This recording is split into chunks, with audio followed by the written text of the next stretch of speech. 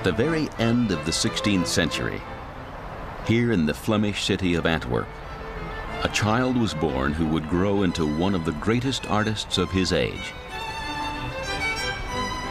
Like most citizens of Antwerp, he was raised as a Catholic, and in common with many Flemish artists, his finest paintings included many timeless religious images. But it is not for these that this artist is best known today. Instead, his fame stems from his portraits of the nobility of his day. His name was Anthony van Dyck. And although his work took him away from his homeland, he remains one of the greatest of the Dutch masters. Anthony van Dyck was born in Antwerp on the 22nd of March, 1599, the seventh of 12 children.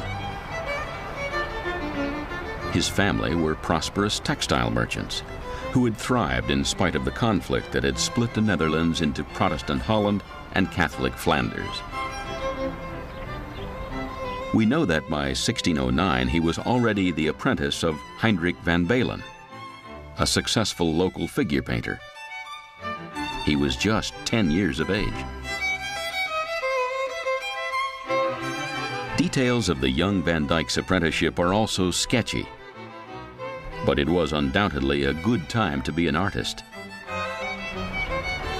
In the 1610s, the Catholic hierarchy began to commission a massive body of new religious works for the city's churches.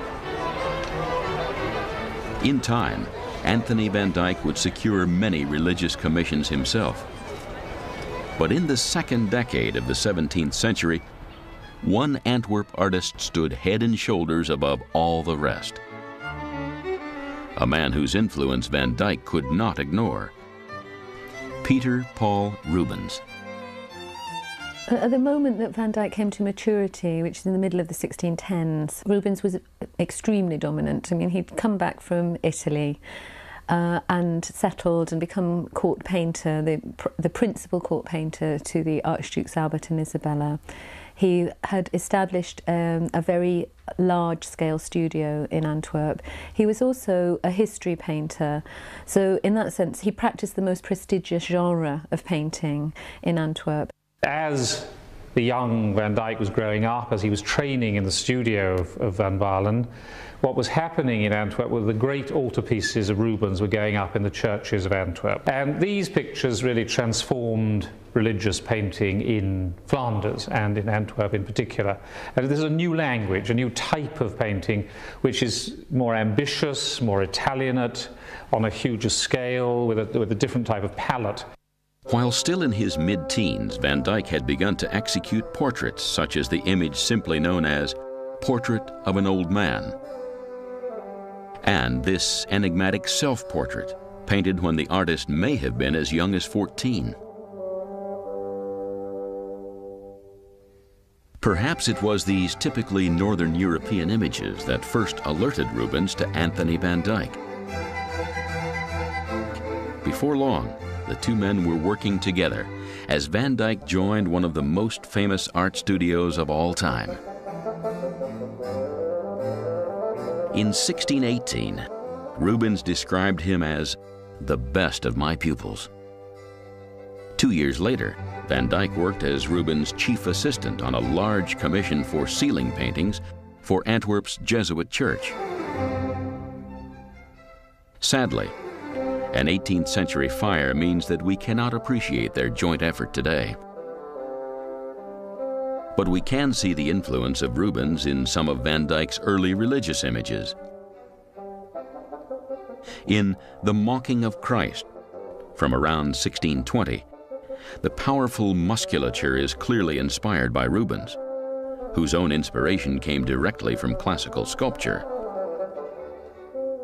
But Van Dyck would take less inspiration from the ancients and from sculptural form, as he began to form his own artistic identity. It may be that by the time this canvas was painted, Van Dyck was known to the noted English art collector, the Earl of Arundel, and it appears that the Earl was keen to bring the young Flemish artist to work in England. By October of that year, Van Dyck had completed his first journey to London. It would not be his last. I think, if one thinks about Van Dyck's whole career, that Van Dyck would have been perfectly happy to have stayed in Antwerp, run his own great international studio, serving international clients from Antwerp, if it hadn't been for Rubens. And the fact that Rubens was there, dominating painting in the city, meant that really he had to travel, he had to get away, he had to establish himself in Italy first, and then in London. Over the next 4 months, he familiarized himself with London society and painted a portrait of the Earl of Arundel. The influence of Venetian artists would soon reveal itself in Van Dyck's work. But in the spring of 1621, he was back in Antwerp alongside his master. Significantly, Rubens had spent several years in Italy, studying the great works of the Renaissance firsthand, and had found particular inspiration in the vibrancy and color of the Venetians. Soon, Van Dyck would pursue his own artistic mission to Italy. But before he left, he executed this portrait, which shows the beginnings of his mature approach. Here, Van Dyck's personal relationship with Rubens is clearly evident.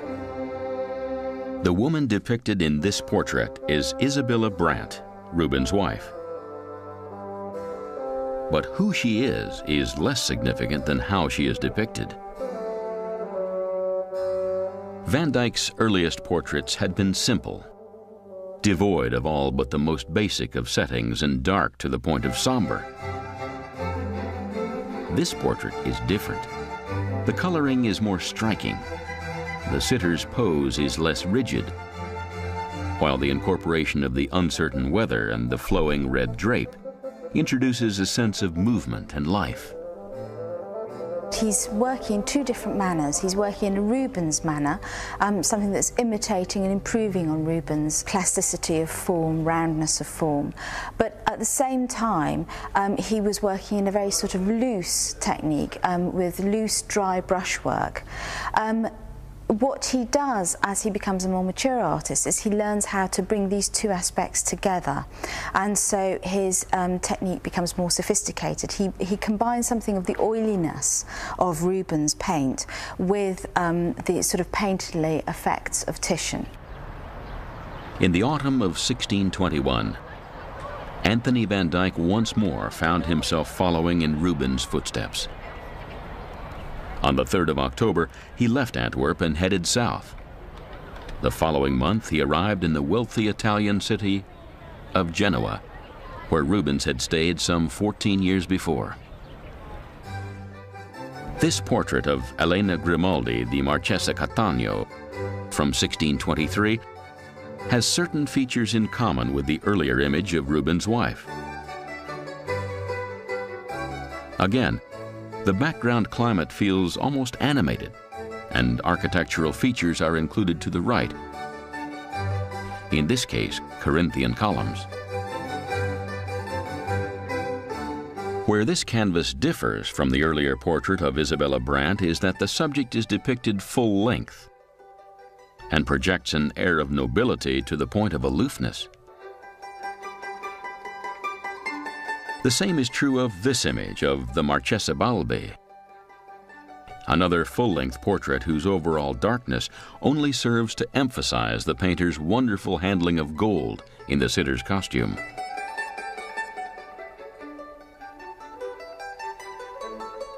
(1620s) Genoa was a tight-knit community of influential families whose wealth generated commissions for portraits of all generations.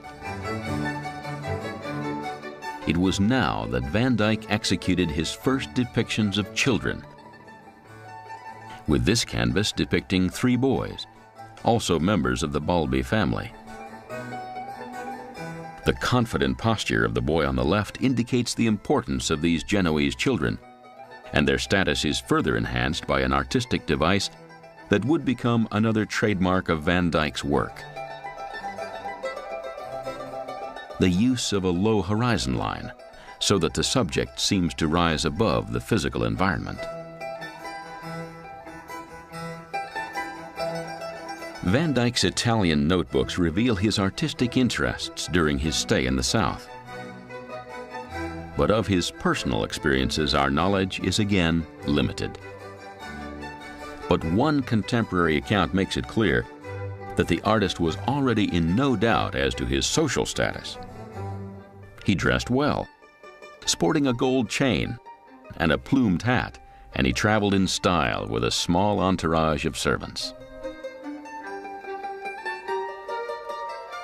Like Rubens before him, Van Dyck was well aware of his abilities.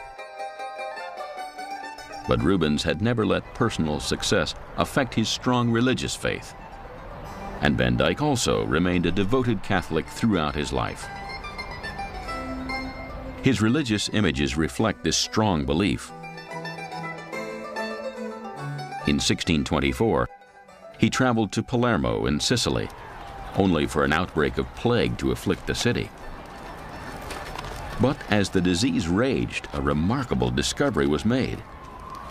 The bones of a long-forgotten local saint, Rosalia.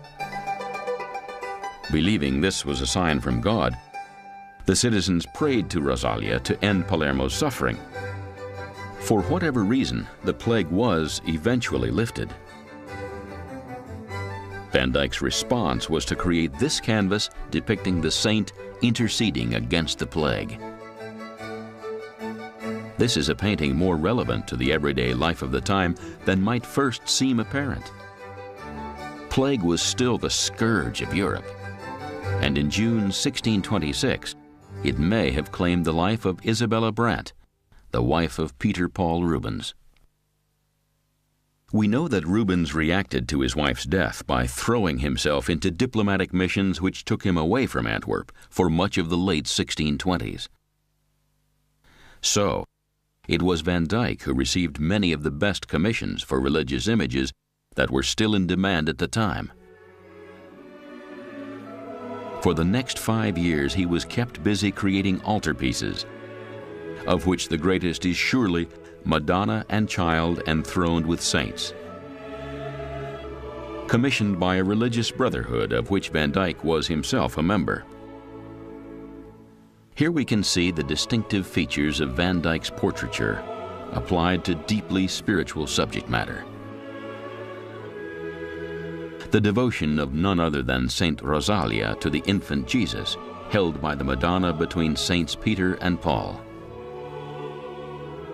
The kneeling saint is clothed in the familiar gold and red, but it is the white of Mary's flowing robe that is perhaps the greater achievement. The cloudy background and the powerfully architectural framing are also present in a remarkably unified and deeply spiritual canvas. Van Dyck may be best known for his portraits. Images such as this prove that portraiture was just one of his talents. It's very important to remember that Van Dyck, although he, in the sense to a modern audience, he's known principally as a portrait painter, he was a great religious painter of the Counter-Reformation, and one of the greatest of all mythological painters. I mean, I think the Cupid and Psyche in the Royal Collection is one of the greatest mythologies of the 17th century, and on a par with Velasquez. I mean, he's a very great painter, and of non-portraits, as it were, of pictures other than portraits. He is one of the greatest of all Counter-Reformation painters and one of the greatest of mythological painters, so I rate him extremely highly. During 1629, he had received an unusual commission to depict a scene from Jerusalem Delivered, a remarkable verse epic by the great Italian poet Torquato Tasso. The resulting canvas shows the characters of the enchantress Armida and the Christian Rinaldo, about to be bound by a chain of flowers.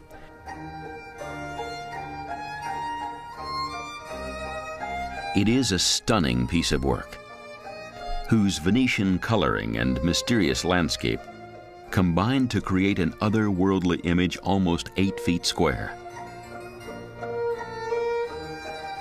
But Rinaldo and Armida is an important canvas not only for the genius of its execution, but because of the identity of the man who commissioned it.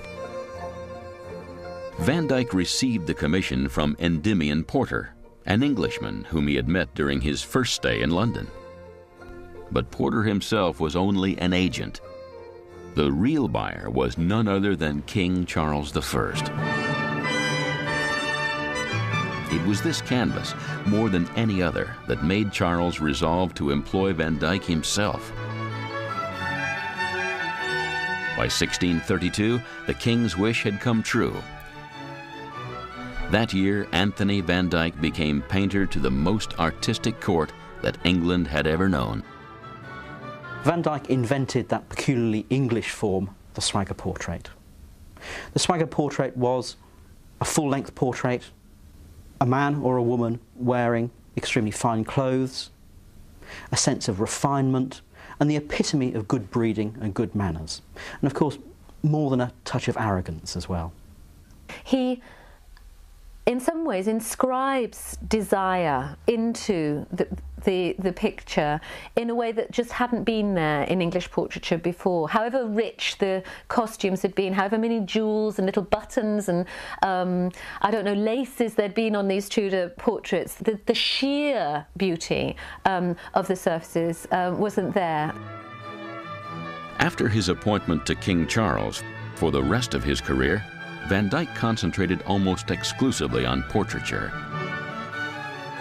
with Charles himself inevitably the subject matter on many occasions. This famous painting shows the English monarch proudly riding through an arch, in the manner of an equestrian Roman emperor. The canvas is some 12 feet by 9 in size, and was originally hung at the end of a hall in a London palace, further emphasizing Van Dyck's ability to bring figures out from the canvas. With this unusual triple portrait of the king from 1635, the artist again captured the essential nobility of the English monarch, but with a greater sense of humanity, even to the point of vulnerability. This feeling can be detected in a number of Van Dyck's portraits, and many believe it reflects a certain uncertainty within the artist's own character. But in this case, there is also the intriguing possibility of doubt within the king himself.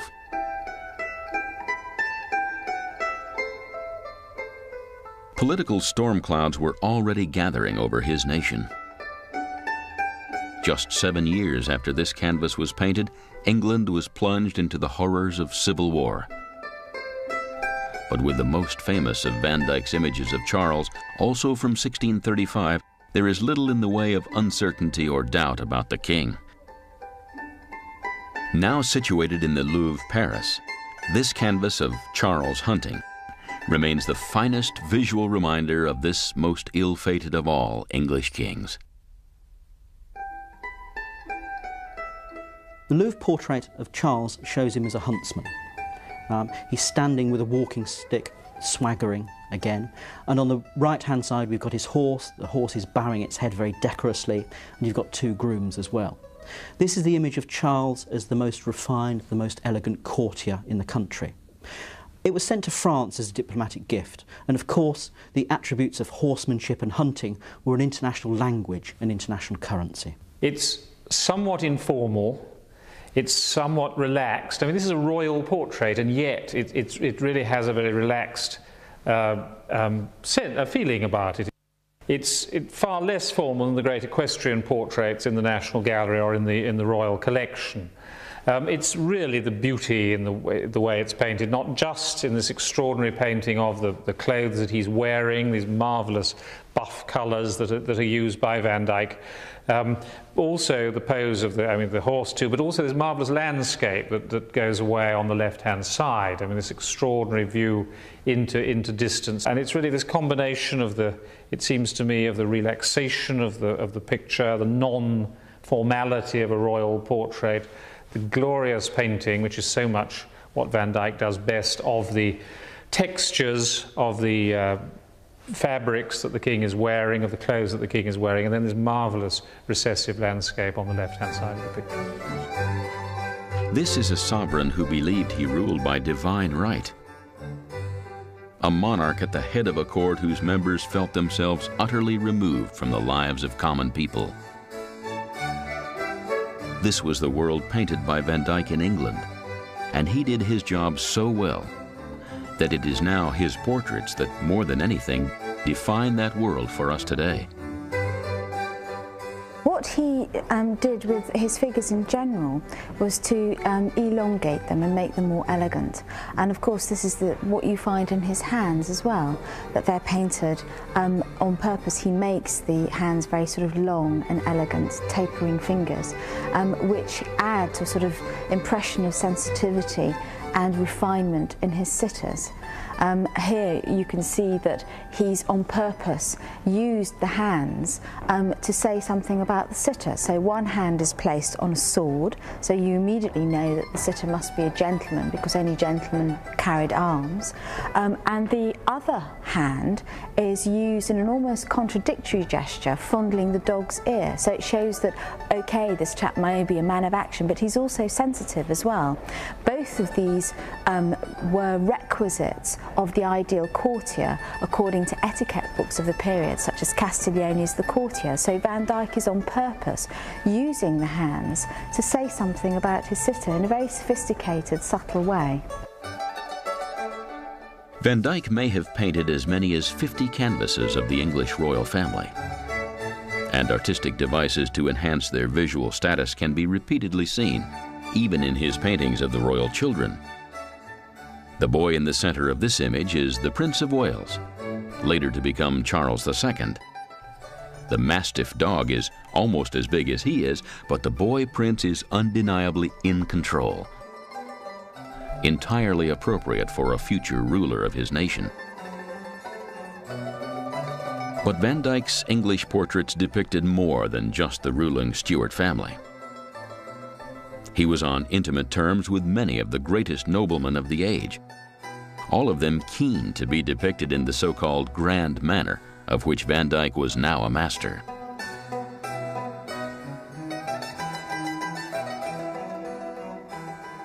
By now, Van Dyck was a leading figure in London society.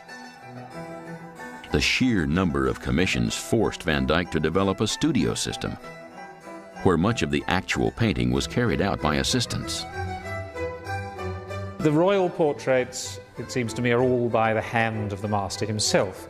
Essentially, I think this is a very practical matter. You got what you paid for. I mean, if you were the king, you got the artist himself, unsurprisingly, or the queen. If you were part of the sort of intimate circle of the king, then you pretty much got the artist himself. If, on the other hand, you lived in Suffolk and you were just in town that week and you didn't want to pay very much money, then you got your head done by Van Dyck and the rest done by a member of the studio. I mean, I think essentially he was very practical. I mean, he was a very practical working artist. And there was a scale of charges, and you basically paid more if you got the man himself, and you paid less if you got the drapery done by members of the studio. The great and the good still clamored to be painted by him, and there is little evidence of any customer dissatisfaction. It is not difficult for the modern critic to look on Van Dyck as a portraitist who flattered his subjects. But we should not judge artistic attitudes of the 1630s by the standards of our own time. In England, Van Dyck supplied a specific service to wealthy people, grew wealthy himself as a result, and left a remarkable artistic legacy in the process. This includes a canvas that, for many, is the greatest of all his English works. It is certainly the biggest. This is a depiction of the Earl of Pembroke and his family. Pembroke was a great enthusiast for Van Dyck's work, and in 1635 he commissioned a painting that would express the high status of his whole family. The following year, Van Dyck completed a huge group portrait. The Pembroke family, I think, is astounding by its sheer size. It's 15 by 11 feet, and the figures are just about life size. It shows the 4th Earl of Pembroke and his wife seated, surrounded by his sons and their daughter and also the husband and wife of the family. There's always a great problem composing a group portrait. How do you fit so many figures in together? The solution that Van Dyck comes up with is putting them on stairs, so they stand at different levels so their head height is varied. I find it fascinating because he's really brought the technique of a Venetian history painting, of a great religious painting by Titian, to English portraiture, which is a revolutionary step at that moment. Although Van Dyck was rumored to have been involved with some of his female sitters, his only verifiable relationship was with the tempestuous Margaret Lemon. This was a woman described as being prone to jealousy, who once grew so envious of Van Dyck's female subjects that she tried to bite his thumb off to stop him painting again. Happily, her attempt at disfigurement failed, and on the 27th of February 1640, Anthony Van Dyck was able to put this dubious figure behind him. That day, he married Mary Ruthven, a lady-in-waiting to Queen Henrietta, here depicted by her husband playing the cello. They appear to have been happy together, and the following year she became pregnant. A settled family life of his own now beckoned for Anthony Van Dyck, but tragically, it was not to be. By the time of his wedding, Van Dyck was already a sick man. It is likely that tuberculosis was the cause. A desperate King Charles offered £300 to the doctor who could cure his great portraitist, but medicine could do nothing. On December the 9th, 1641, 8 days after the birth of his only legitimate daughter, Anthony Van Dyck died in London. He was just 42 years of age. His early death remains a tragedy of art history, but there is an undeniable aptness in its timing. Within the year, the English society that he had depicted so memorably also died, split asunder by the horror of civil war.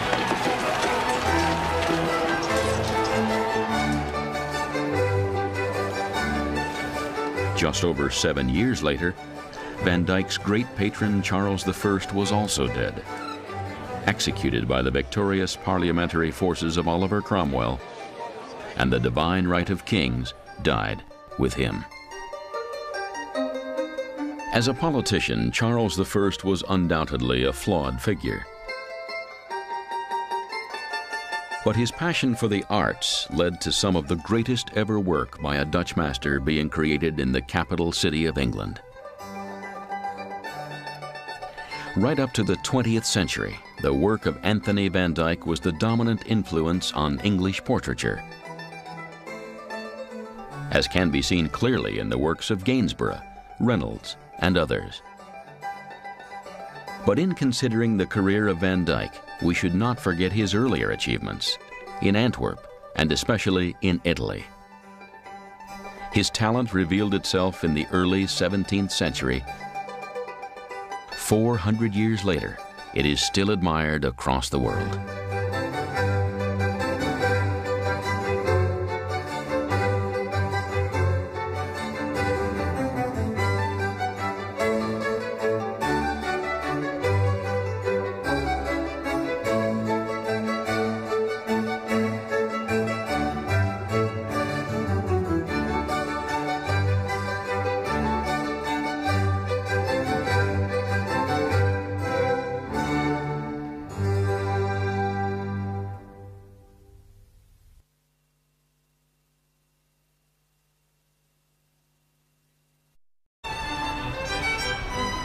Like most citizens of Antwerp, he was raised as a Catholic, and in common with many Flemish artists, his finest paintings included many timeless religious images.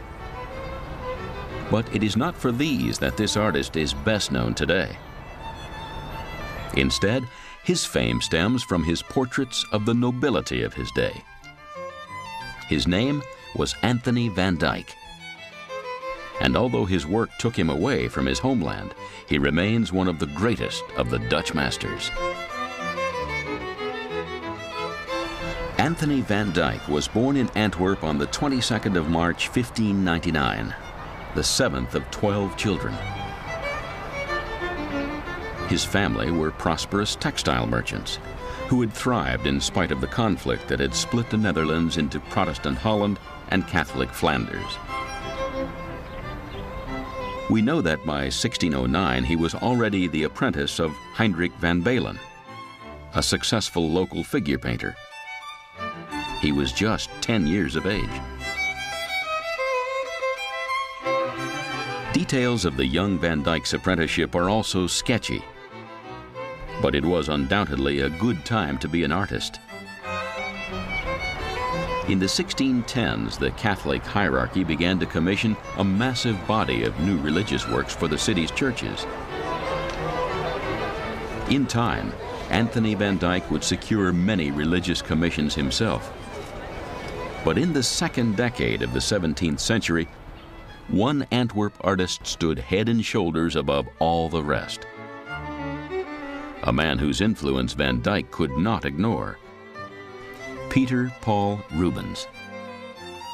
At the moment that Van Dyck came to maturity, which is in the middle of the 1610s, Rubens was extremely dominant. I mean, he'd come back from Italy and settled and become court painter, the principal court painter to the Archdukes Albert and Isabella. He had established a very large-scale studio in Antwerp. He was also a history painter, so in that sense he practiced the most prestigious genre of painting in Antwerp. As the young Van Dyck was growing up, as he was training in the studio of Van Balen, what was happening in Antwerp were the great altarpieces of Rubens.